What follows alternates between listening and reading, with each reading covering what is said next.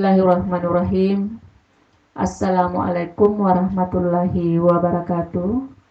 Pada video kali ini kita akan membahas kompetensi dasar 3.5, yaitu menjelaskan transformasi geometri atau refleksi, translasi, rotasi, dan dilatasi yang dihubungkan dengan masalah kontekstual.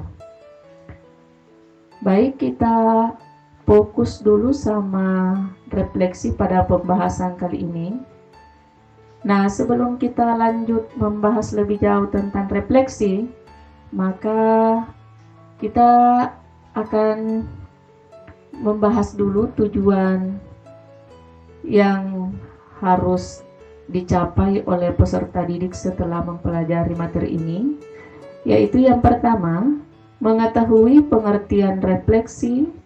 Yang kedua, mengetahui sifat-sifat dari refleksi. Dan yang ketiga, peserta didik mampu menyelesaikan masalah sehari-hari yang berkaitan dengan refleksi.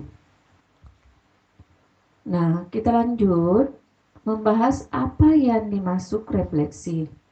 Nah, untuk mengetahui pengertian dari refleksi tersebut, maka terlebih dahulu kita amati gambar berikut ini, di mana ini adalah ilustrasi tentang pencerminan, di mana garis yang di tengah ini adalah cermin, kemudian orang atau gambar ini yang pakai jas merupakan asli atau yang akan dicerminkan, atau suatu objek atau benda yang akan dicerminkan terhadap garis ini. Nah, kemudian tinggi dari orang yang atau objek yang akan bersimbol H yang ini ya. Kemudian jarak objek atau jarak gambar ini atau benda ke cermin di simbol S. Sementara jarak bayangan ke cermin, ini adalah cerminnya ya, saya ulangi lagi satu kali, ini adalah cermin. Jarak bayangan ke cermin itu di simbol S aksen. Sementara tinggi bayangan itu di simbol H aksen. Kemudian jarak bayangan ke cermin dan jarak benda ke cermin selalu membentuk sudut 90 derajat atau membentuk sudut siku-siku atau biasa disebut dengan tegak lurus terhadap cermin. Oke, baik. Setelah kita memperhatikan ilustrasi dari gambar, maka kita bisa menyimpulkan bahwa refleksi ini biasa disebut dengan pencerminan atau nama lain dari pencerminan. Nah, makna dari pencerminan ini adalah suatu transformasi geometri yang berupa perpindahan suatu objek atau benda ke posisi bayangan dengan menggunakan sifat cermin datar. Baik, nah yang dimaksud dengan perpindahan posisi artinya ini tadi ini objek atau benda ini atau gambar orang ini berpindah posisi dengan jarak yang sama. Jadi maksudnya jarak yang sama terhadap cermin, jarak bayangan ke cermin sama dengan jarak bayangan asli ke cermin. Ini yang dimasukkan perpindahan posisi. Jadi posisinya tadi yang ini sama jaraknya ke cermin, kemudian posisi bayangan sama juga jaraknya ke cermin. Baik, selanjutnya kita menyimpulkan bagaimana sifat-sifat dari refleksi tadi atau pencerminan tadi. Sifat yang pertama setelah kita mengamati ilustrasi gambar tadi, objek dan bayangan selalu sama. Saya ulangi lagi satu kali, bahwa sifat yang pertama yang dimiliki oleh refleksi adalah objeknya atau benda beserta bayangannya selalu sama. Jadi persis sama, ya.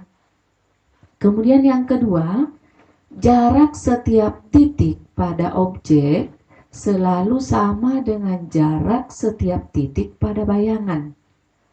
Nah, makanya ini tadi yang saya jelaskan bahwa jarak di simbol S sama dengan S aksen. Ini yang dimasukkan, bahwa jarak setiap titik pada objek selalu sama dengan jarak setiap titik pada bayangan. Kemudian yang ketiga, tinggi objek sama dengan tinggi bayangan. Sehingga dapat disimpulkan bahwa simbol tadi bahwa tinggi itu di simbol H, maka tinggi bayangan di simbol H aksen. Yang ini H aksen, maka H sama dengan H aksen. Kemudian sifat yang keempat, garis yang menghubungkan titik pada objek dengan titik pada bayangannya selalu tegak lurus dengan cermin. Baik. Nah, untuk lebih jelasnya, ayo kita amati contoh. Nah, ini pada segitiga ABC dicerminkan terhadap garis PR. Kemudian ini titik A, jarak antara titik A ke cermin dan jarak bayangan A ke cermin ini diberi titik Q. Disimbol di sini titik Q. Oke. Nah, pertama-tama kita cerminkan A ke garis PR, di mana jarak A, titik A ini, jarak titik A ini ke cermin. Nah, kita hitung berapa satuan ke cermin. Untuk lebih jelasnya kita ke bawah, karena ini tertutup, ya, kotaknya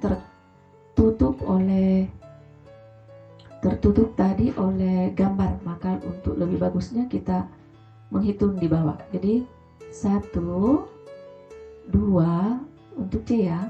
Jadi sorry, kita mulai dari sini. Nah, kita tarik garis ke bawah sejajar, kemudian kita hitung mulai dari sini berapa satuan jaraknya dari cermin ke titik A. Jadi 1, 2, 3, 4, 5, 6, 7, 8, 9, 10, 11, 12, 13.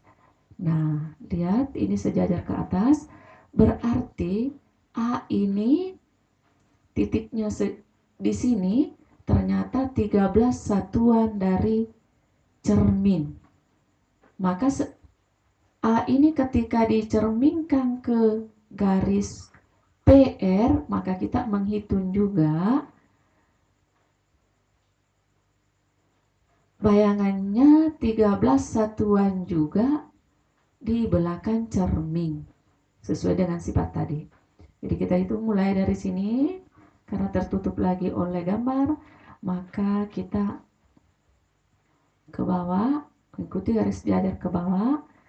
Berarti di sini kita mulai menghitung 1, 2, 3, 4, 5, 6, 7, 8, 9, 10, 11, 12, 13. Berarti jatuhnya ke daerah positif. Berarti di sini A aksen 13 satuan.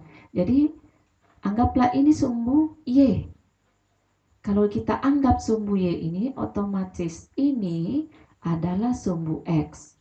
Nah, kalau begitu berarti titik A ini berada pada daerah negatif. Berarti di sini tadinya negatif 13, setelah dicerminkan ke sumbu Y atau pada garis PR, kita anggap PR ini adalah sumbu Y, maka bayangannya jatuh pada daerah positif di belakang cermin, di sebelah kanan.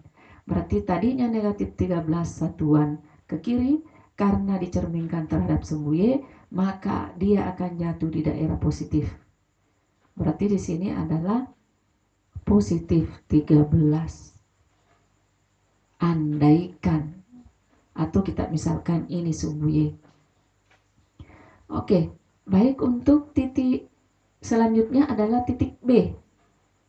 Nah, kita cerminkan ke titik PR, otomatis cerminnya di sini. Nah, kita hitung jarak B ke cermin.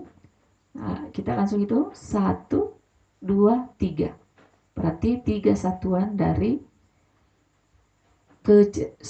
maksudnya 3 satuan ke cermin. Otomatis jaraknya juga jatuh di belakang cermin sejauh 3 satuan. Berarti 1, 2, 3. Berarti di sini tadi kalau misalnya ini kita misalkan sumbu Y, berarti di sini adalah titik